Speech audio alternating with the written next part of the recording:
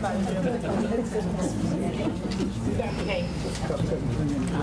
I think I speak for the others up here that if you came here expecting a full presentation, maybe 3 of them, that's not what we were invited to do.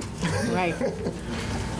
And so I told our brother over here that if he wanted to stand up and do a 45-minute presentation, each of us would give 5 minutes response. Rebuttal.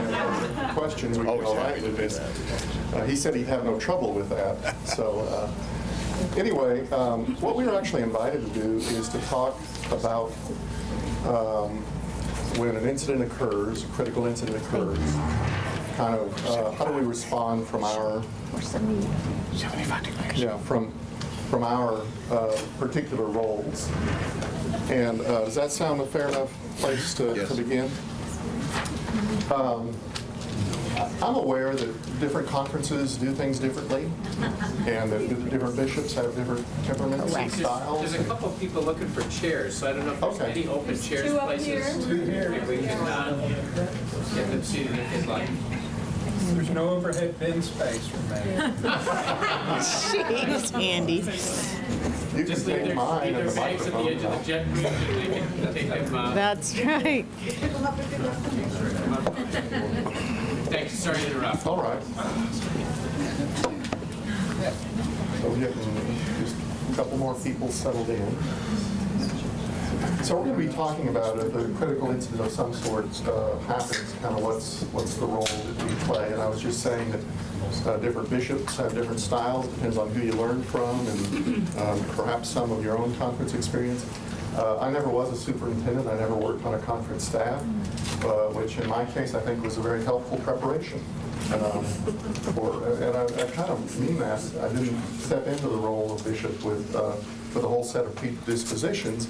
And frankly, some of the models that we had that I've been familiar with through my 25 years of ministry would not have been particularly positive models. And so I'm kind of glad I didn't have to unlearn a lot of things. Now, we've put up here the kind of introduction to the complaint process as it appears in the Book of Discipline. And I got to say, right up front, that I've probably removed 120, 130 people from ministry during my time as bishop. And some of those were ineffective, and some of them were not active elders or deacons, but they were in process, and so they didn't move forward and were moved that way. Does that make sense? Some of them were licensed local pastors where it was a kind of not offering them an appointment because we needed to bring some behavior to a close. However, through all that time, we've never dealt with formal complaints in the Missouri Conference, including some pretty significant and egregious things. So we always ended up resolving things before the complaint became formal. And that's kind of what we carried into the Rio, Texas conference. We've actually have filed a couple of complaints, but they were kind of resolved within a very short time. Often 48 hours, the person chose to withdraw, something like that. So what does that mean? So we have a system that it's no better than yours, no worse than yours. It's just a little bit different way, different philosophy of doing things. Any kind of incident of sexual misconduct or accusations goes immediately to the bishop's office. And then we have what I kind of call a processing team that is the same team incident by incident. So there's learning that takes place and we get better at it. So rather than this superintendent having this once in their superintendency experience and trying to figure it out, maybe with a support system person in that district who's never had to actually do it, although they've had the training, instead of them having to decide Do we visit with the accuser first? Do we visit to the victim first? Do we have to have something written? Does she have to sign this?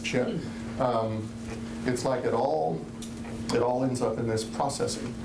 Now, processing is some by role, but also by just highly trusted, competent people that I want with me in the tightest kind of inner circle to make critical decisions.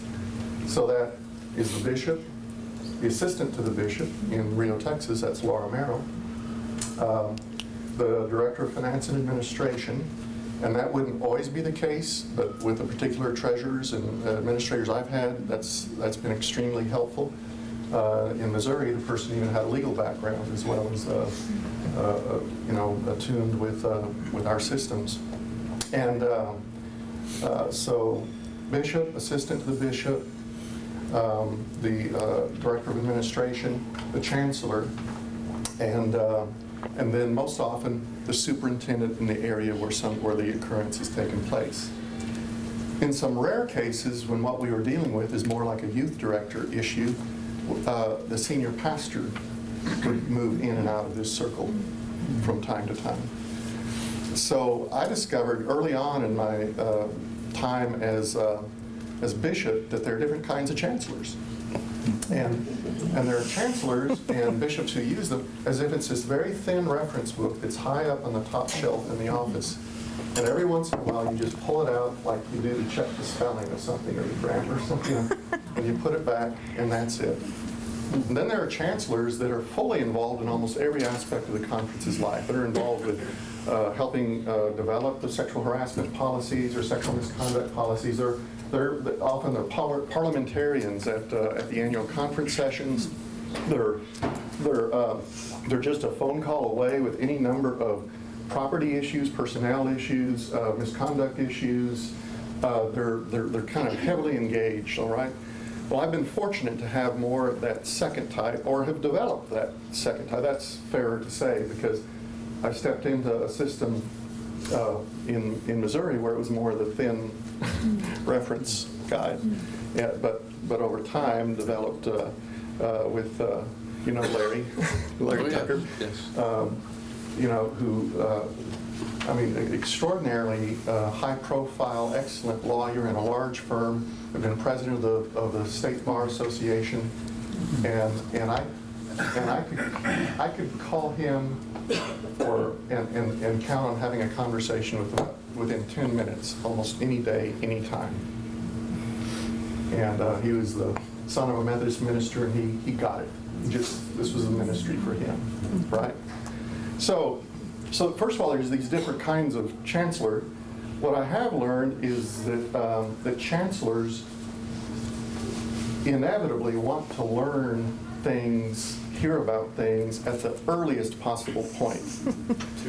Which means one of the things we have to develop in our relationships with our chancellors is to have whatever, whether it's a financial arrangement or whatever it is, that we've got to have something that causes us to have the least hesitance of all to reach for that phone and say, I have a question about something. And some conferences, it's a paid position or kind of a discount paid position type charity, and others it's free. Just they're doing it because of their commitment to the church. Which do you think makes it harder to call? Free. It's interesting. It's kind of counterintuitive. But if you call them on Monday about this thing, and then Wednesday morning you got that thing, you find yourself saying, well, I just took 2 hours of their time on Monday. I don't want to bother them again. So anyway, the way this processing team would work is once we heard about stuff, we kind of make critical decisions. We set a conference call, make critical decisions, and talk for about an hour, get as much information. And then it's like little assignments for everybody. The chancellor was going to check into this, about the discipline, about the meaning of this, about the background of this, or whatever it is. The superintendent was going to, maybe as a result of this meeting, going to call just a very, trustworthy, high competence, highly effective clergywoman in the district who's been on the Board of Ordained Ministry before. and say, I'm going to want to meet with this person and that's bringing the accusation, and we'd like to, would you be willing to contact her and to sit with her if she chooses no one else to be with her? And then we actually kind of walk through with that superintendent. Here are the critical questions. We really do walk through, what to ask and what not to ask. Help us understand your story. And it's not to interrupt. It's not to say, "Are you sure?" It's not to say, "Show me evidence of it." It's to listen. And we walk all that through. So the superintendent's got this to gather more information about the accusation that's come forward. The finance administration person is contacting the insurance company if it's one that is a critical incident of that nature, and we kind of each have these little responsibilities, and then we, at that meeting, when we're in this hour conference call, we set the time for the next conference call. That's depending on how fast things are moving. Could be 48 hours later, or it could be a week later, and then we sometimes have to change it. Why do we set that time? This is to moderate anxiety for everybody who's on that processing team.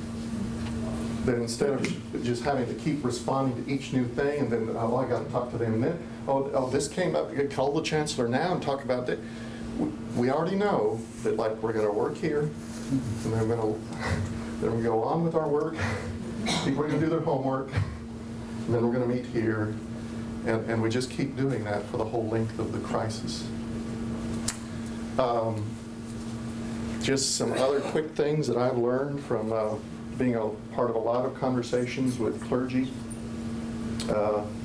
who've been accused of misconduct is when it reaches that kind of critical meeting between the bishop and the person. See, this is why it often didn't lead to complaints, is in our systems, as soon as we have enough information to have a sense that there's some validity to this, we'd have a conversation asking the person to be present with an elder or with, and say, we got this window to try to resolve this, or else a complaint will be filed. And any complaint that we ever either got close to filing or that we did file was actually not filed by, excuse the language here, like the victim or the complainant. It was by the superintendent. Okay. Now, what I've learned in those conversations with clergy is a few things, such as the power of them having an elder with them. That ends up being extraordinarily helpful to me and to the conference.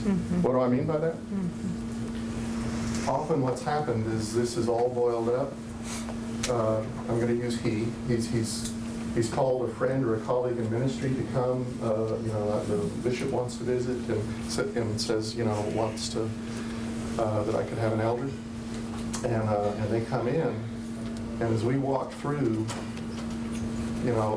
letters, texts, photographs, and just say, so help me understand how this is consistent with the role of an elder in the United Methodist Church.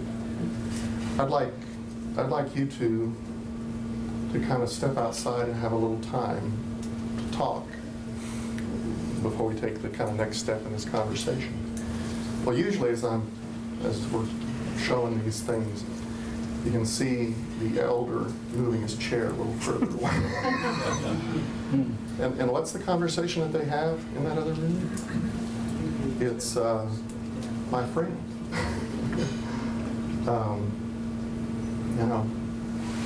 This is a serious moment. And the other thing I've learned, and this is just general in any kind of supervisory thing is the power of silence. Often the people in a supervisory role feel like they have to fill the gap, so their own anxiety pushes them to fill the gap. But to ask a question, and if the person doesn't answer, just sit. Or if they start to say something and it kind of trickles up, to just wait. And these aren't tricks to kind of get them to confess to something. But it just, we can't let our anxiety drive this. Well, there are lots of other things I could say about this, but I think I want to give the others a chance.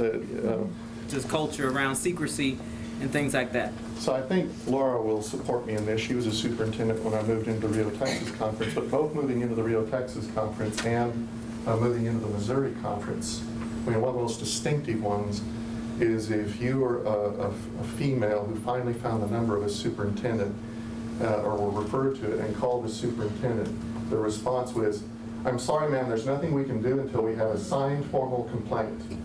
Correct. Is that right? Yes, sir. That was our instruction. Now, what is she supposed to take from that? Hang up. I mean, what's a complaint? Well, you need to look in the book of discipline, it's paragraph number. Yeah. So, that makes no sense to me, Right. right? It is that disincentivizing speaking up. And so the other thing that would happen is often the very next thing after this would be a phone call to the pastor. Hey, Jane Smith has said, this, that, and the other. Well, now you're possibly setting up violence. I mean, and so there was just this hardness and this, and often, I mean, this was not just part of the culture, but it was reactive. Are we recording this thing? Yes. Yes. I should have asked that earlier. You're good. You stopped me. When I'm no longer. Be courageous, Bishop. Be courageous. So I think you may have misunderstood that I was saying something about the conferences I now serve or the ones that I served previously when I said I've heard of a conference that. Right. But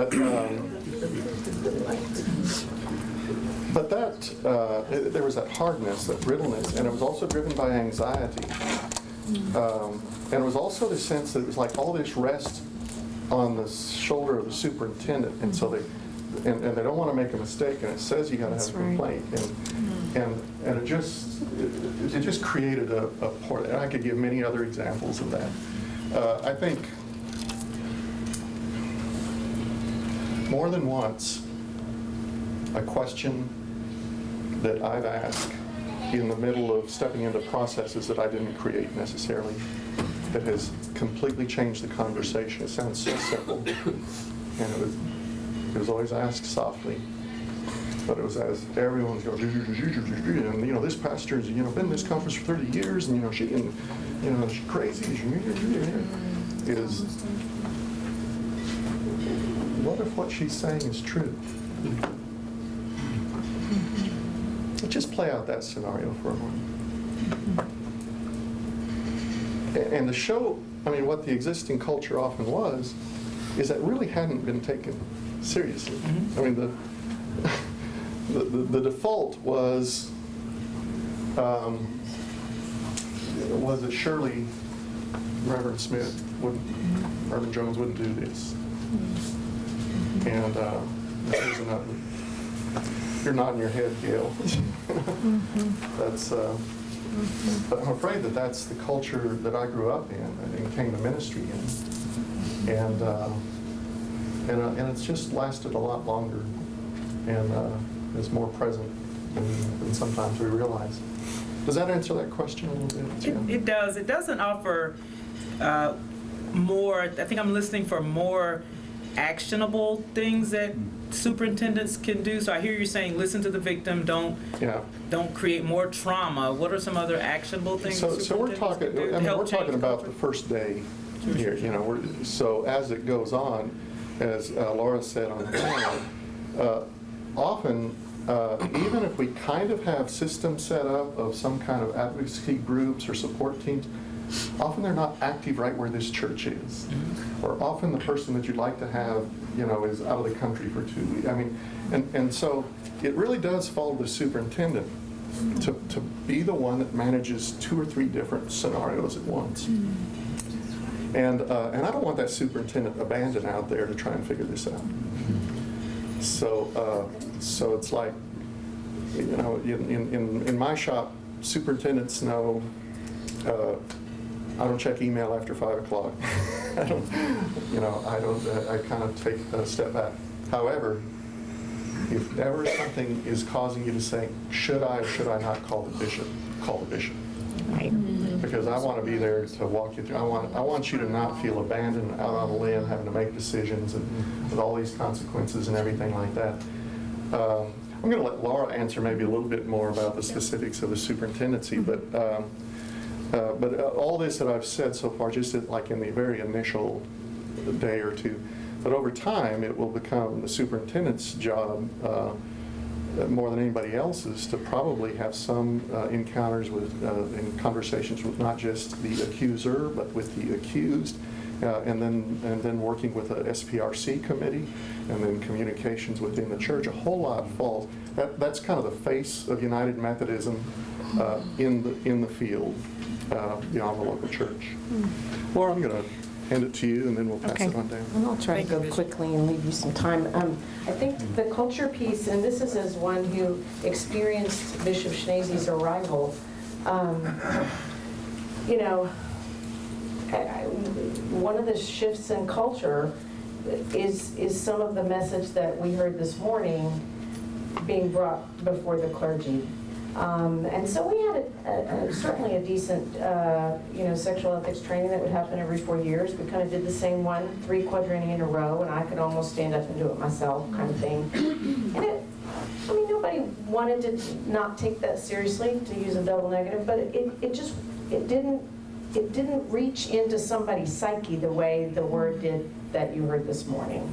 That just calls clergy up to a different level of accountability and honesty within themselves. So that feels to me like a culture shift. And a new,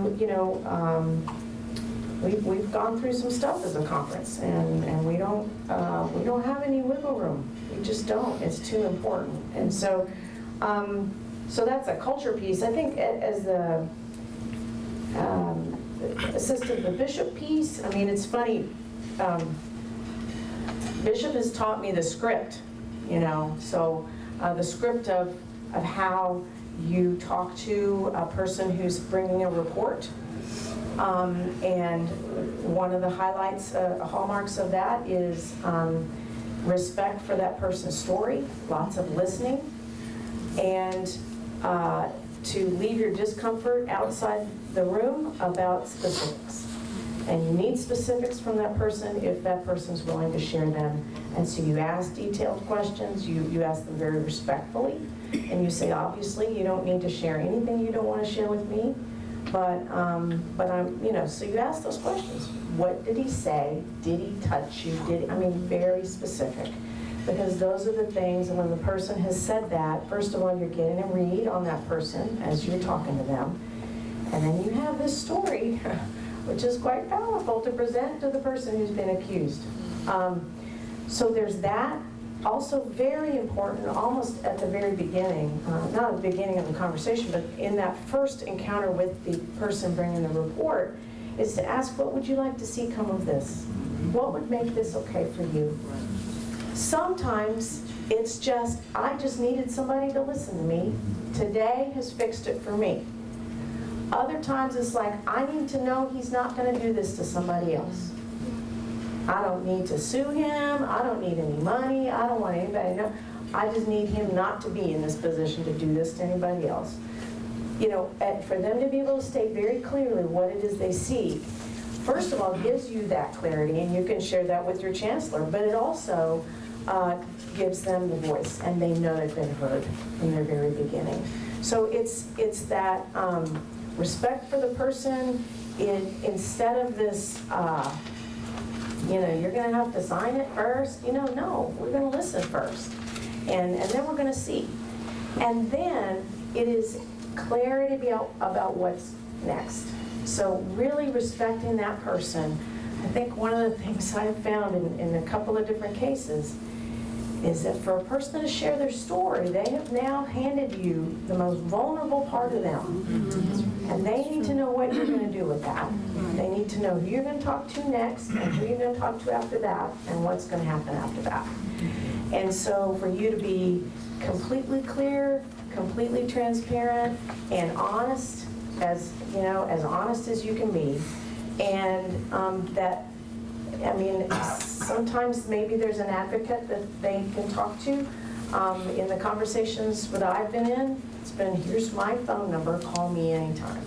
I'm the assistant to the bishop, and here's your district superintendent's phone number, call it.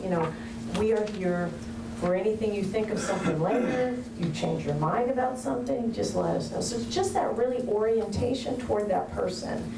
And I think even if you're doing that, I haven't encountered one where that person was making up a story. Now, I haven't done a lot of God these. almighty.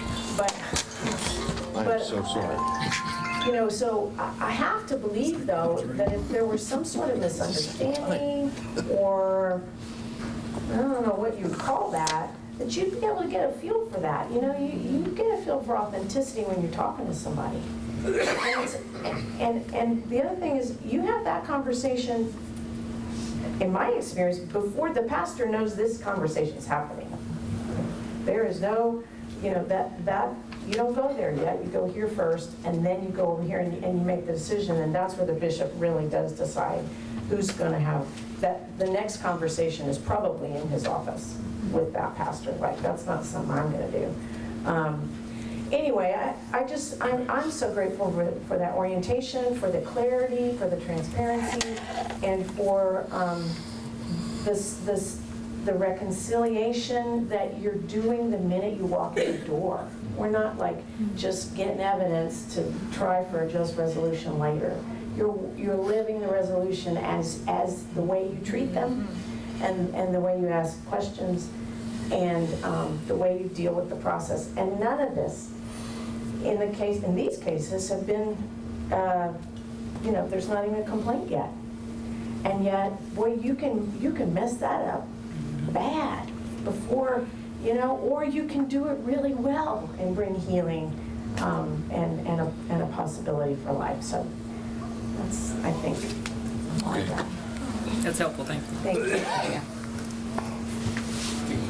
Can I ask a question, Laura? Yeah. Yes. So say you've talked to the person and they said, I'm good, I've had a chance to share my story, but from a supervisory perspective, you think something needs to be done for this clergy person. Oh, yeah. How do you help bring that person around to say, we may need you to provide some information for us because we're not comfortable just leaving it here? Well, I think we would be clear about that in that meeting, to some degree. And you can't, the accusers, it's not necessarily their business what exactly we're going to do with this clergy person. Sure. But to say, I hope you can understand that this is a boundary. This should not have happened to you. Whoever said that earlier this month, this should not have happened to you. This person shouldn't have done this to you. This is not correct. And so we are concerned for the whole church, and we're concerned for other people, and we appreciate you, and we know that you're not seeking retribution or vengeance, but we have our own responsibilities that we're going to have to deal with, and this is not on you. So you're not getting them fired, Sure. You're not, but that we still may have to take some steps with this person. Thank you. Yeah, I think there's another one. yeah, great. Or Bishop, either one, both.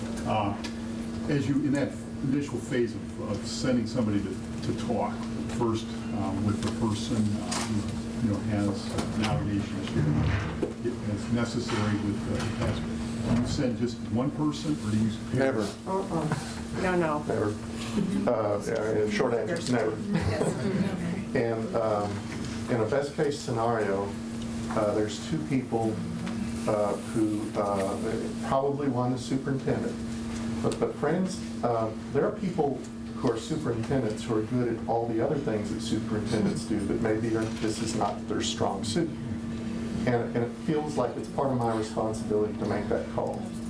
So in most cases, it'd be the superintendent, plus especially if it's a female accuser, which it usually is, that there be another person who's female in the room, probably another clergy person or someone who has a role in the conference or in the district. And among other things, I want whoever's leading the conversation to not have to be taking notes at the same time. But I want somebody taking notes just as thoroughly as they can. We don't record anything, we don't do, but I want good notes afterwards, which actually, I want a real fast turnaround on those too. That means, unfortunately, when we invite someone into that role, it's like, well, there's going to be this conversation that may last an hour or two, and then there may be 2 hours, 3 hours of typing, but we really need your help on this. Then the other is we would usually say to a person, let's imagine a woman bringing this complaint or this concern, and that is there someone whom you would like to have with you? If there's a friend or a sister, if there's someone in the church that you'd like to bring with you.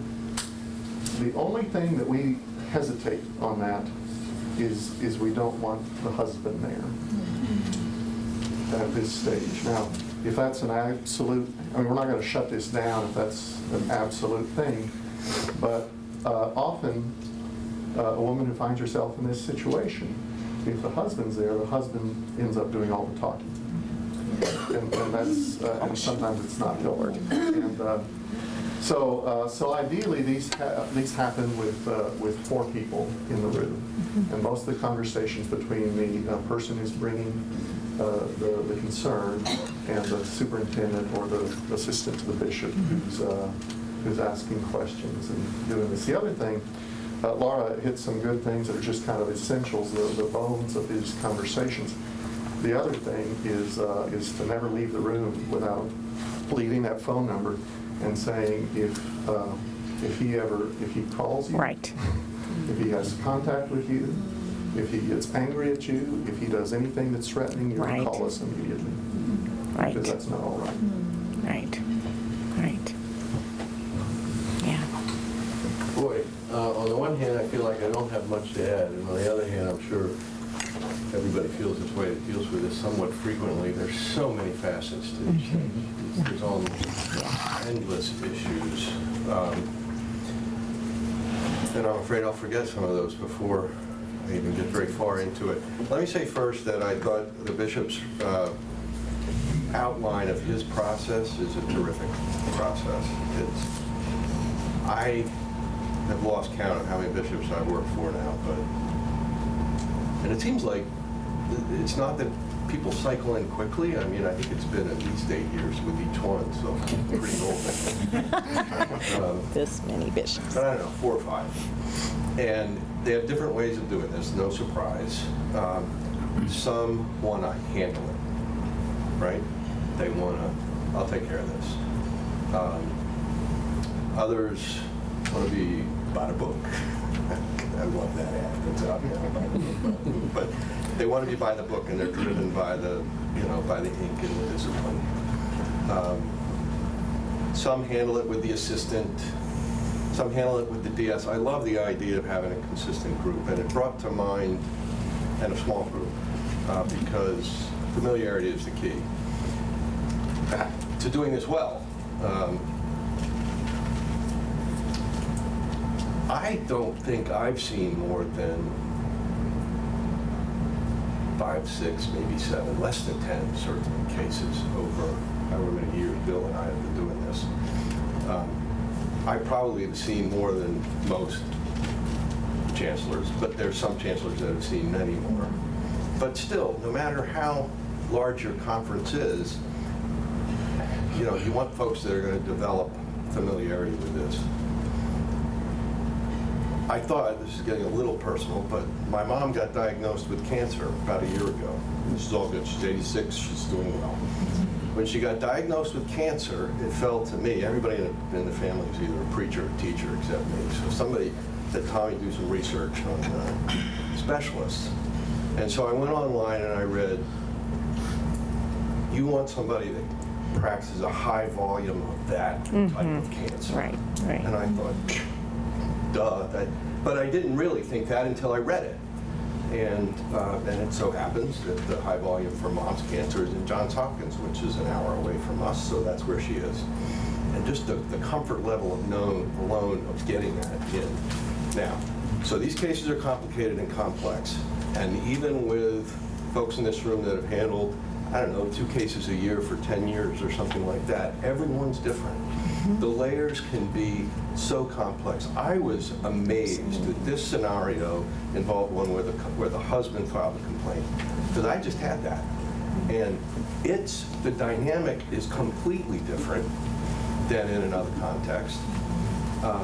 For example, what opportunity do you really have to assign a support person to the complainant, who's actually the husband who cheated on his wife, not the woman who doesn't even know she's been harmed yet or doesn't appreciate that she's been harmed yet. In fact, she might still be where, anyway, you get it. And we've talked about the congregation as a dynamic that we haven't touched on a whole lot, or we didn't this morning, but it's obviously a big piece. It's just there was more meat to deal with there.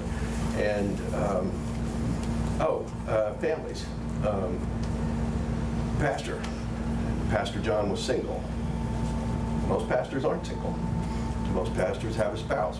A lot of pastors have kids. I'm a big proponent of specificity in the disclosure. You couple that with, these are just allegations at the beginning. On the other hand, real specific language about somebody's dad, who's the pastor, and who's on a pedestal, that's a hard conversation to have. Multiple things that make this not just nuanced. Every time it's nuanced. I appreciate when I get called early, because there are some of us who just aren't legal pinheads. We appreciate that these things have multiple dynamics. And one of the reasons we appreciate it is not just that, like Larry, I'm a preacher's kid, Bill White's a preacher's kid. It's more than a few of us that do this, but it's not just that we sort of have a feel for the church, it's that they're relevant to risk. If you've got all these dynamics going on and you're missing that person in the healing process, in the way you shape the process, then you're just increasing the risk of being sued, and you're increasing the potential for damages. Sometimes I've had bishops call me, not at the beginning. They have involved other people, but it seems like a relatively straightforward case, and they'll get going. And then, one party or another will get heated about it and dig in heels or get obstreperous or whatever, or just feel unheard. And then I can get brought in, and then that's helpful. But often I say to myself, there's so many layers here that it's really hard to have confidence that you're seeing it all. I'm going to name another resource and embarrass somebody in the room, but Stephanie Hickson and Tom Porter, her predecessor, are on speed dial for me. Because they're just, no matter how many of these I come to, this isn't my expertise.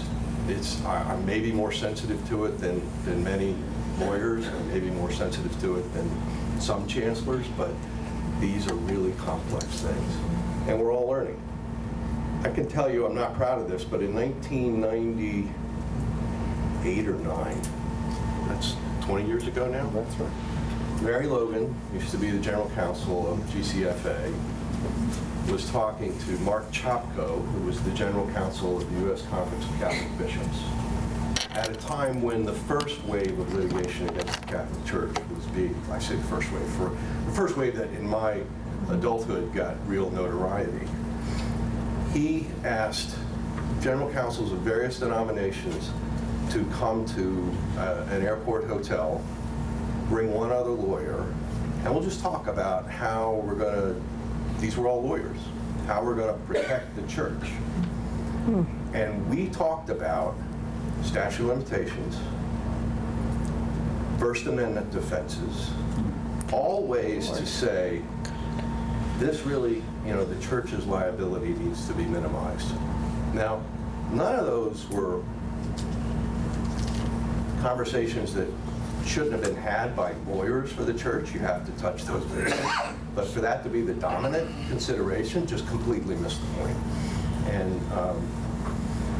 And my point here is not to chastise us, but to say the whole, you know, it's not just the church, but the whole nation, men, we're all learning. We're all, I mean, things are better than they used to be, but let's acknowledge that they're still gray and they're still nuanced, and it's not really clear in every instance. So get the support early from everybody in the process, I guess. Pick up the phone. You mentioned statute of limitations, and there are some situations where it's been years, and you can actually see from just the appointment history, okay, this person has moved, and then go from here to here to here. What kind of documentation on the district files need to remain current because there is a statute of limitations? Yeah, I know appointment history is one thing, but is there anything else? well, I don't think the file for a pastor should be retained for as long as his career and then some. You know, it just needs to be kept. And it's really easy to keep files now. You just keep them electronically, so it's not, there's no storage issue, and it's safer that way.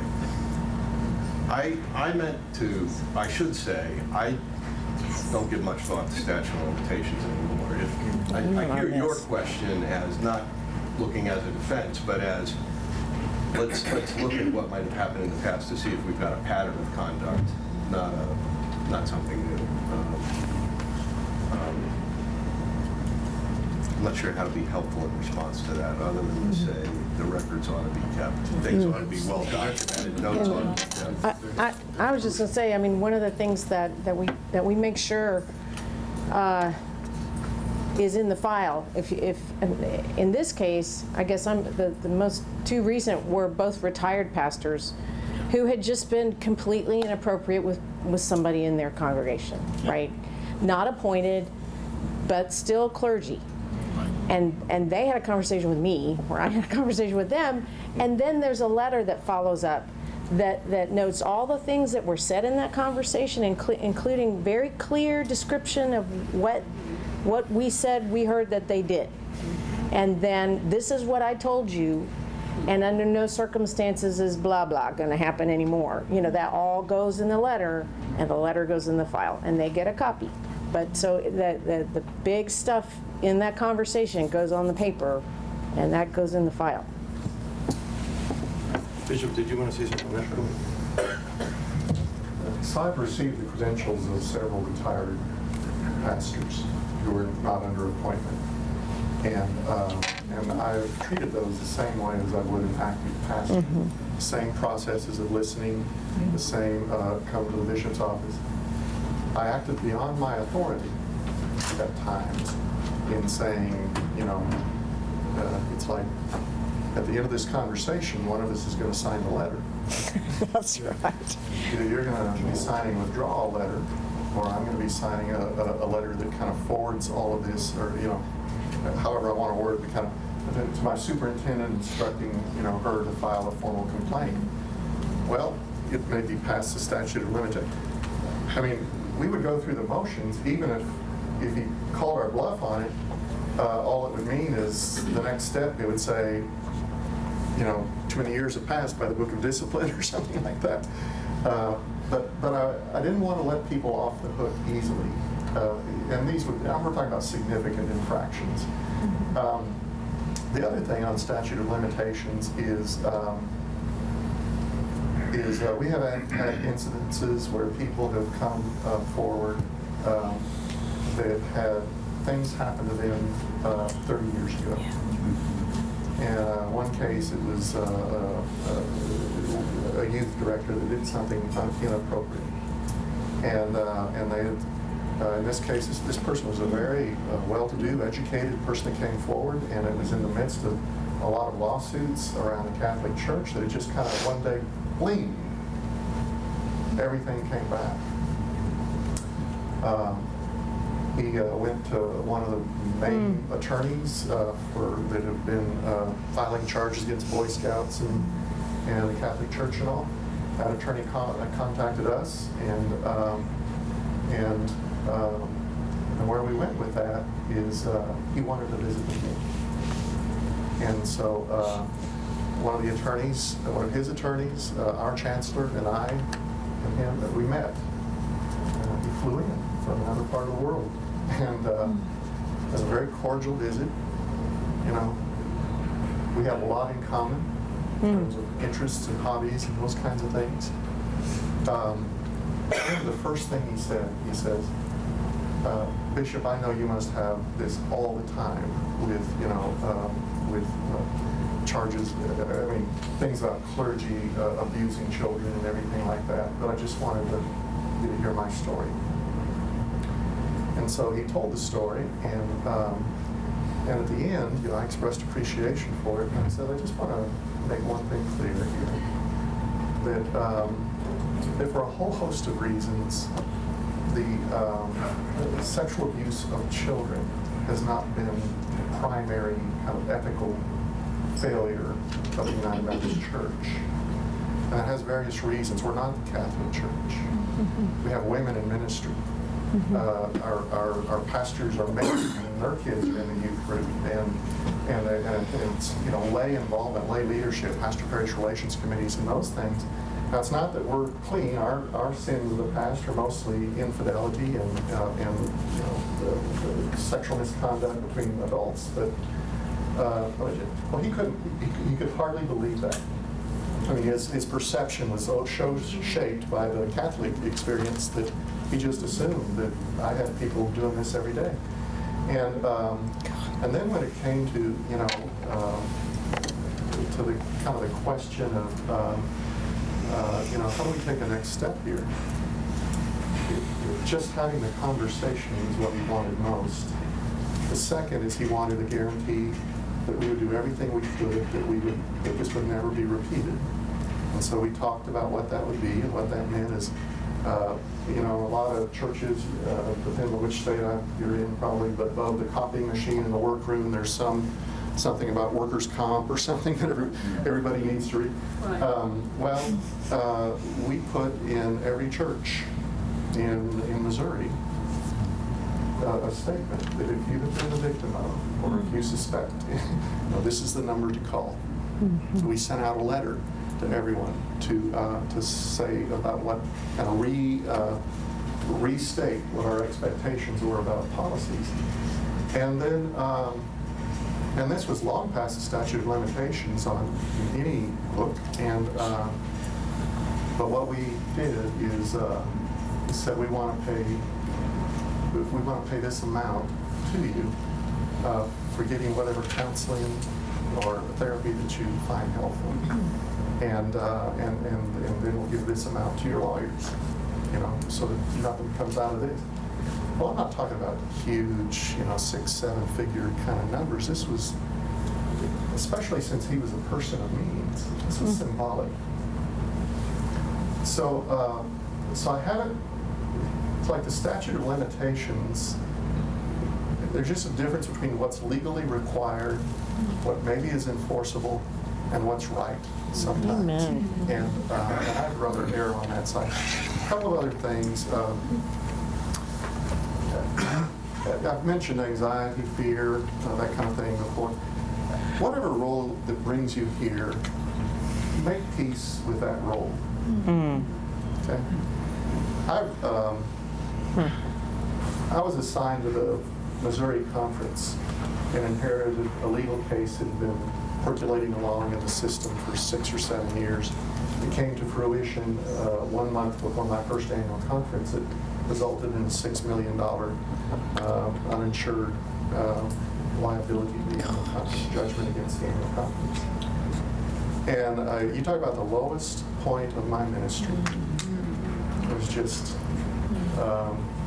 like, where do we go from here? My very first annual conference was to address an annual conference and walk through in great specificity the details of a case that they didn't even know was out there.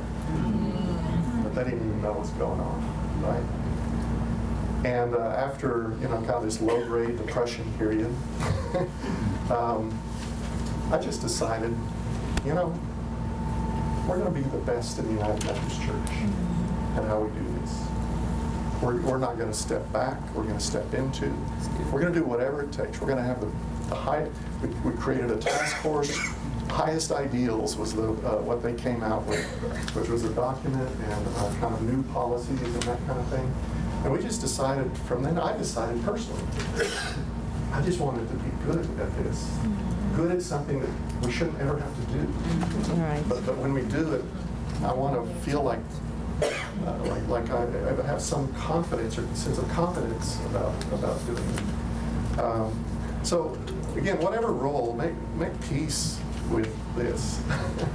that we're going to have to step into these. A word about vocabulary, and this has two different components to it.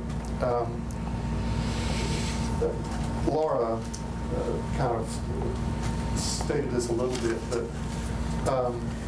the pastor, well, unless you're from Texas like Laura and I are, we're not as accustomed to very, how should I put it, flowery, no, that's not right, just downright offensive language. I mean, language that is street language, that is body, that is carnal, that is about things that we didn't even know human beings did to other people. I mean, and when we're speaking to a victim, we don't want to make it more uncomfortable, but we want to get as specific as we can get, and that means we have to repeat back. He said, let me see if I heard you correctly. He said that he would like. And you write it down. And then later, if you're interviewing the pastor and you got these texts that say, I just want to do A, B, and C to your body, and no matter how graphic, offensive that is, that's what you read. Right? Because we can't act like we're afraid of all this stuff. That's right. That's right. And we're so out of our comfort zone. There's another element of vocabulary. I continue to learn in this, and this was not something that I personally, it wasn't a result of a decision I made, but it was a result of a decision someone else made that had kind of asked me about, hey, we're thinking about doing this. And at the time, it just kind of seemed good sense, okay? And this was about a pastor who had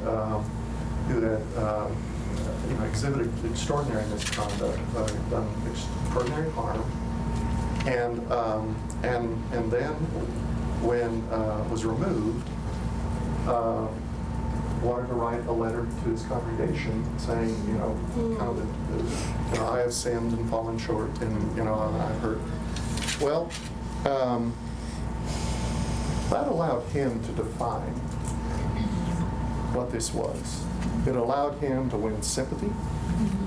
It made him look like he was the noble guy who's, stepping down to, not hurt other people in this process and stuff. This was not good. And where it gets subtle is he called this an affair.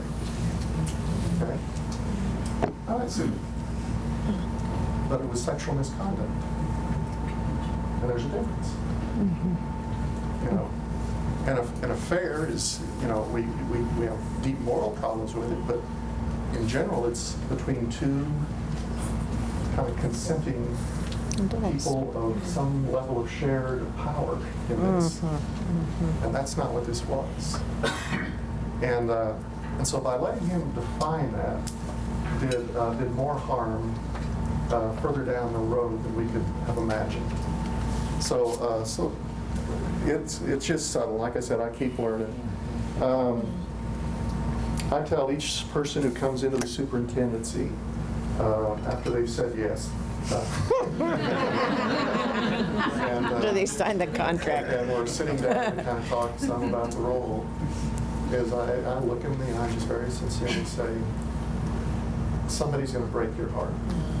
Yes. And somebody you know and love and respect is going to absolutely break your heart. And I can't tell you who it is.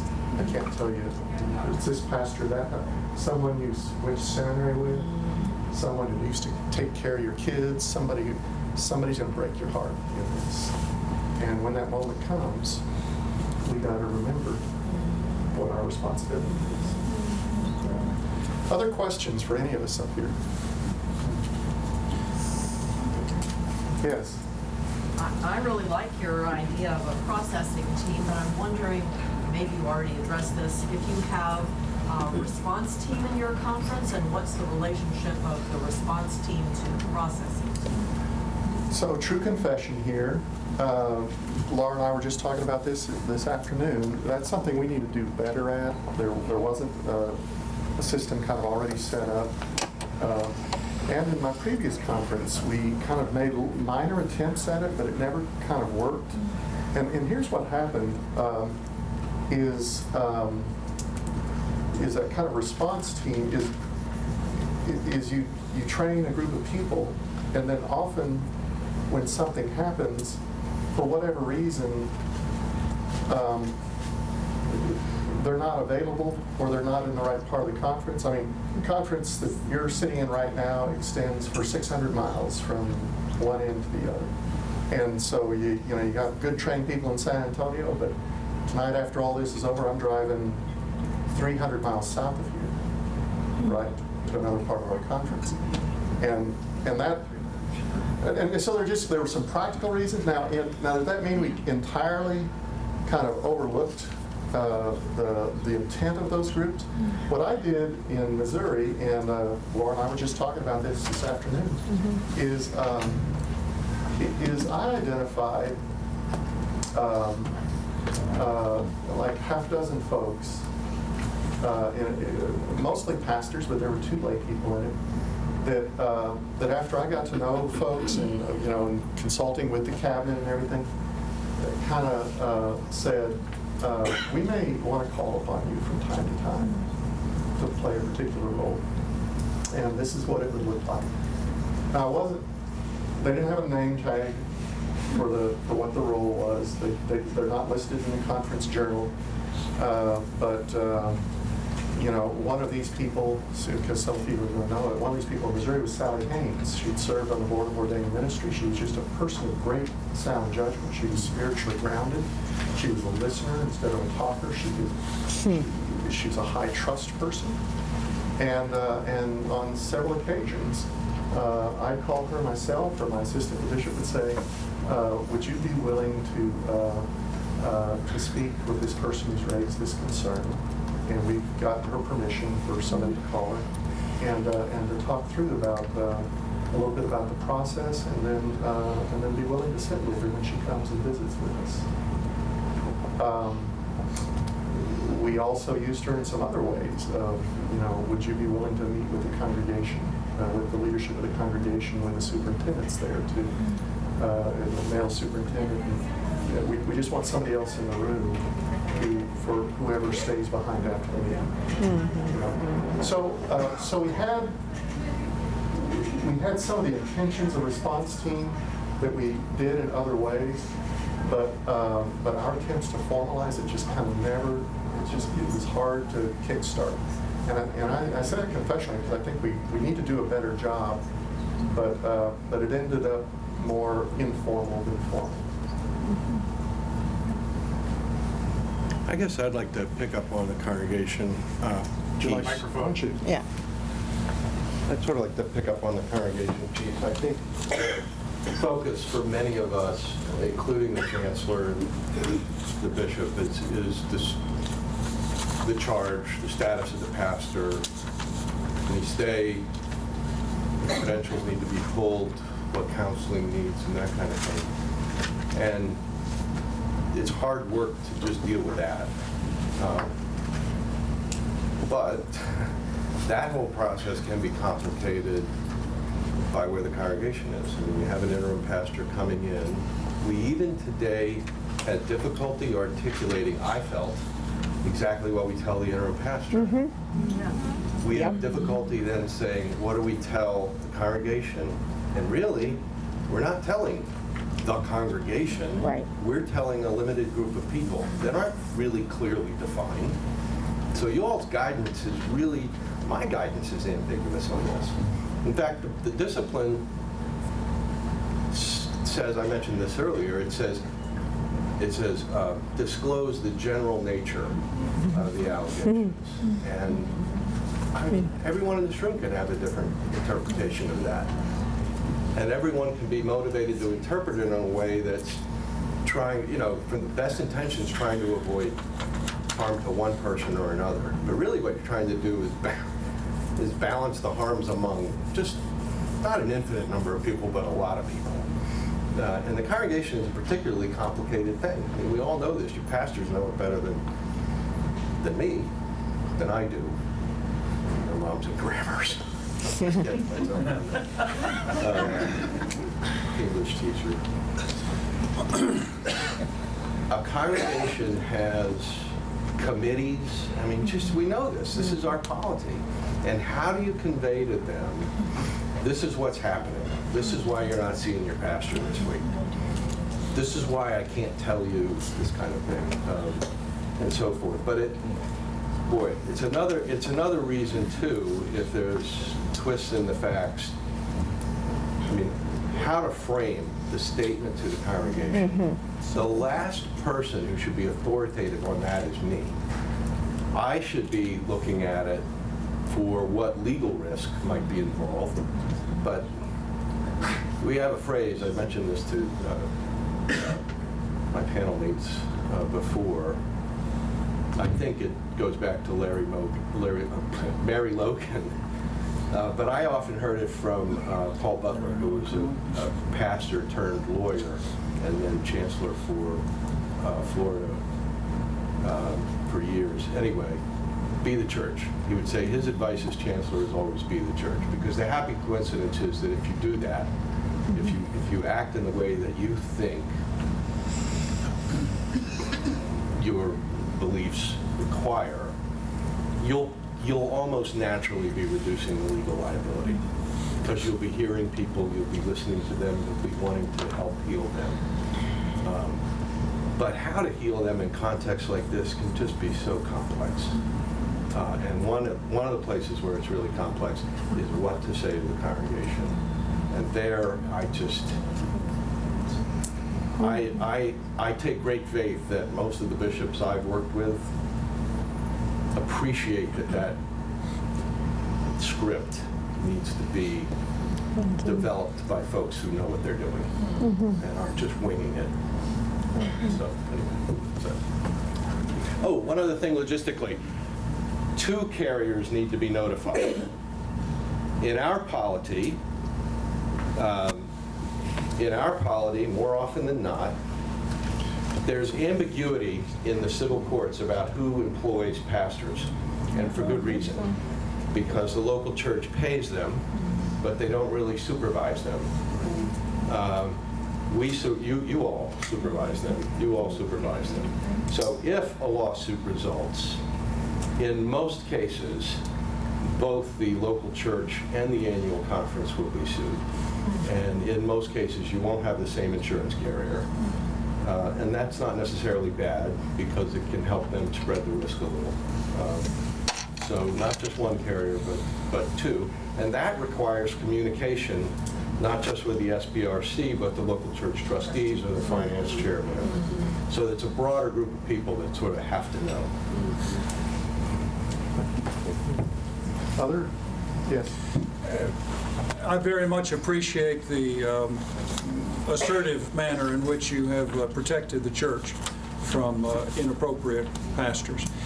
I'm trying to wrap my head around what you described and this flow chart that is of some value to us. Have you, in the process that you described, rearranged this flow chart effectively, or have you added a layer above it or in addition to it? I don't have a copy of the flow chart. That's okay. Yeah. I think that's my answer. I was going to say, Answer. you got your answer right there. But when you look in the book of discipline, at the process when someone raises a concern, Yes. and you look at it, there's actually more leeway than people And that's what I realize. was trying to understand. That's where we work the most. Okay. So, Because it's I don't feel like I abuse authority in that. no, I rather admire what you're describing. But it's rather, in some sense, using, I feel like, good judgment and a sense of compassion for both the accuser and accused. Yeah, the discipline does not say that you cannot begin to evaluate pastoral effectiveness until you get a complaint. In fact, the section is all about evaluating pastoral effectiveness. It talks about that, and it talks about sacred trust and all the rest. And then a couple of paragraphs in it says, a complaint is. But you can review pastoral effectiveness in an ongoing way, and if you get an informal, letter, I've seen bishops say, well, I'm going to treat that as a complaint because it's written and signed, or I've seen them say, well, that's not. But in other words, you can get that started. On the other hand, you will have situations where it'll make sense to procure a written complaint from the cabinet or something else, or you just might get one, like in the scenario with Brother Billy. It just landed on somebody's desk. There was some notice, it seems to be from Wanda, but anyway, so it's not anti-disciplinary to start reviewing before the that complaint. answers my question. Yeah. Thank you. Thank you.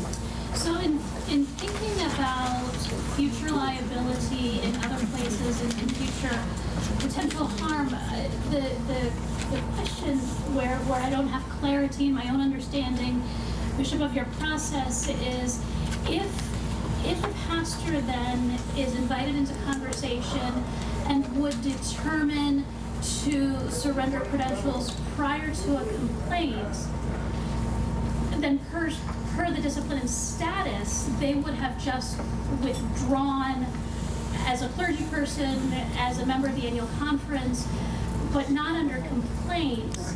And so should that person then go to another tradition looking for gainful employment as a clergy person, but not as necessarily with United Methodist credentials?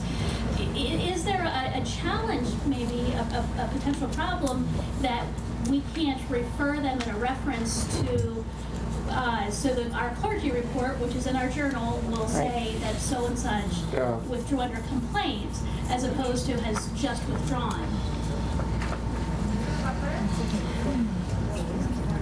So a couple of instances where we actually had the superintendent file a complaint, even though we foresaw that the person was going to withdraw.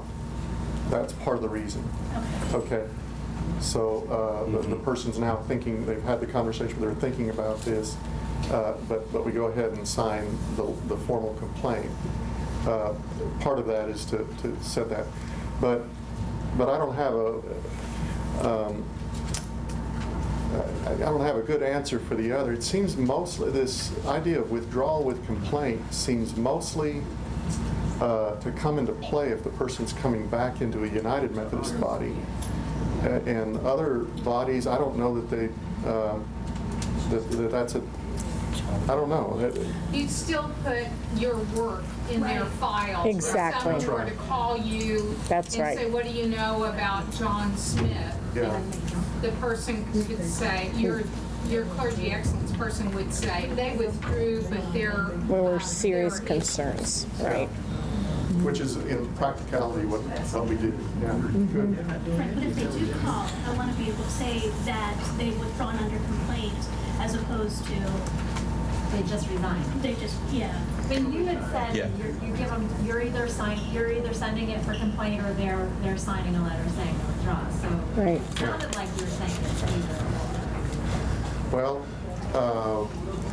in fact, in those cases, it is. It is. But I just haven't had the case that you've described come up. And when it has come close, where someone was looking to do church work somewhere else, we've figured out a way of communicating Yeah. that.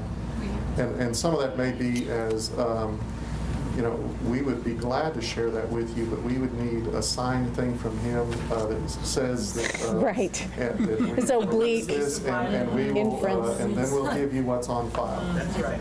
And without names blocked out or something like that. But we, And once you surrender your credentials, you have no more due process in the United Methodist Church. So that's right. you can tell them whatever. Yeah. Right. We don't protect their Yeah. is what I'm saying. Yeah. So. Now, I have had instances where the withdrawal of the pastor, the surrender of credentials, has been a source of great frustration to the victim, because they never kind of have their day in court.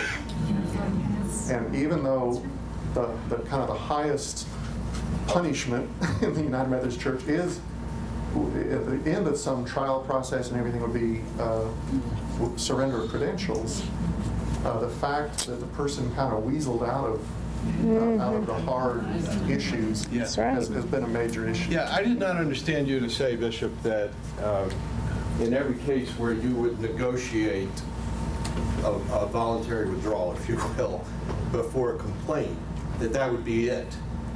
That you would just say, okay, we're done.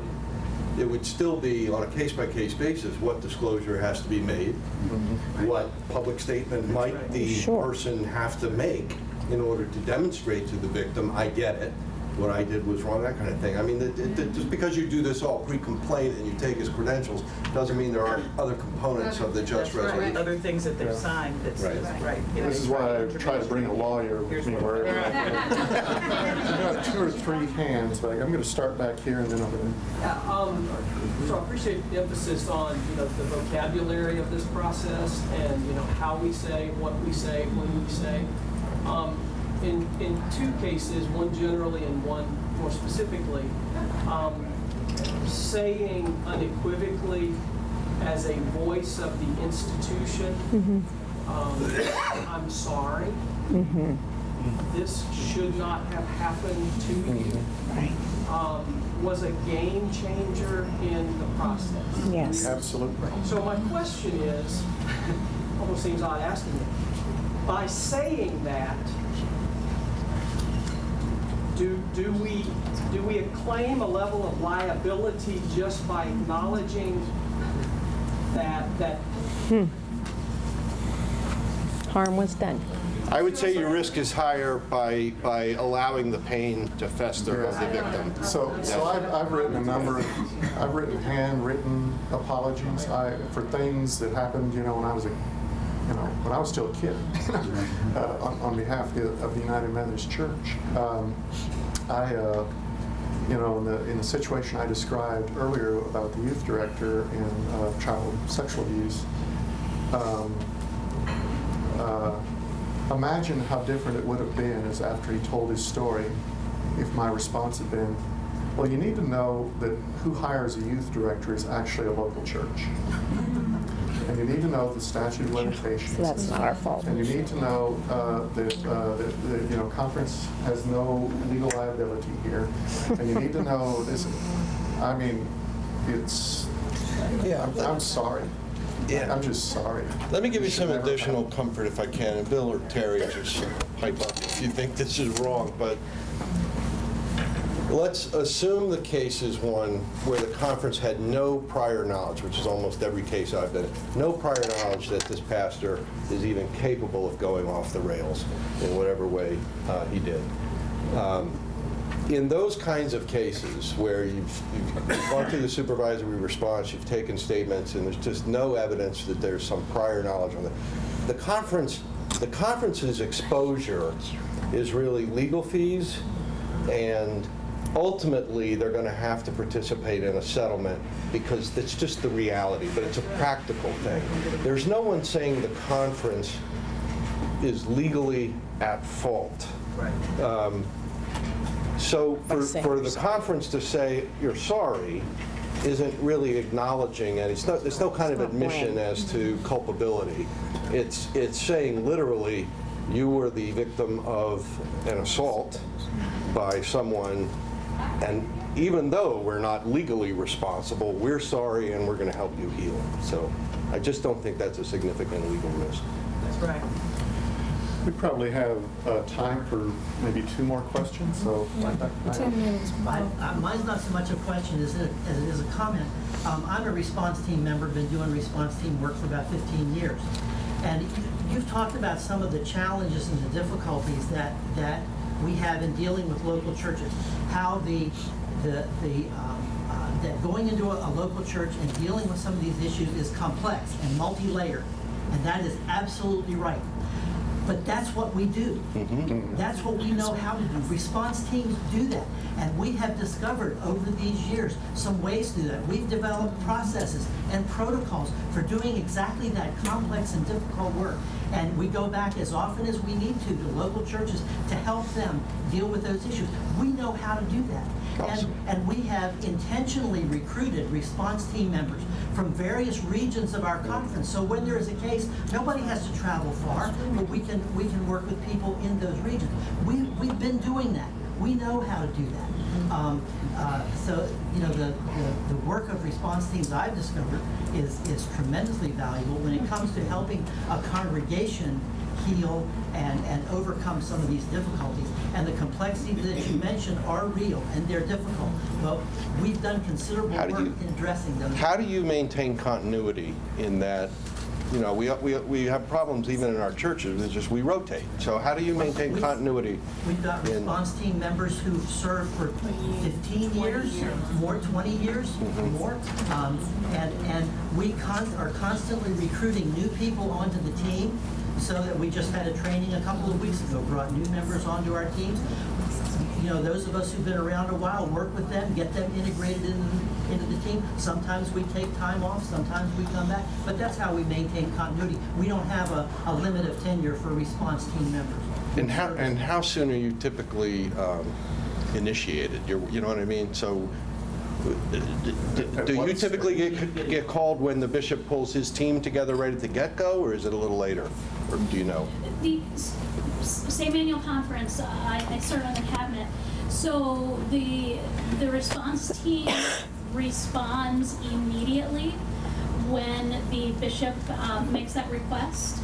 Part of the scenario we heard, was it earlier somewhere, or in conversation somewhere today, I heard about response teams going in only when the church has invited them. That's not our practice. It's not the local church that makes that determination. It's the bishop who sends the response team and says, here, we need for you to do this. And then our response team convener says, I'm so sorry, I'm just doing what the bishop told me.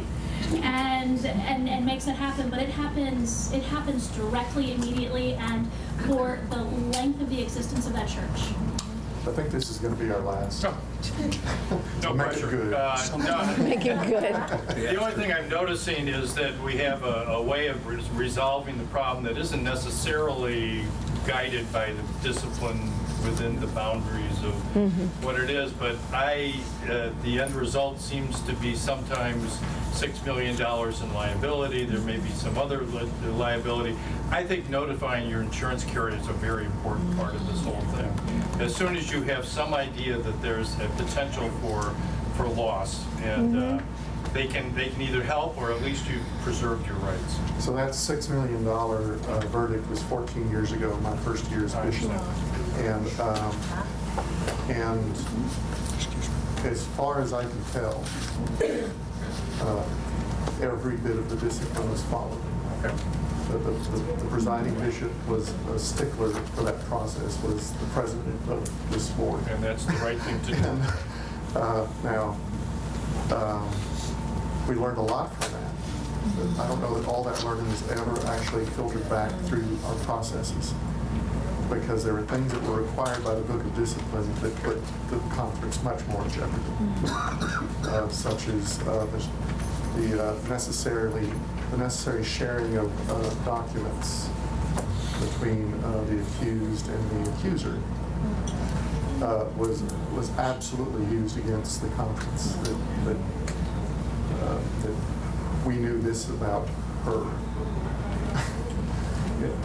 I mean, it just. But if you don't tell your carrier, then you've waived your right. Yeah.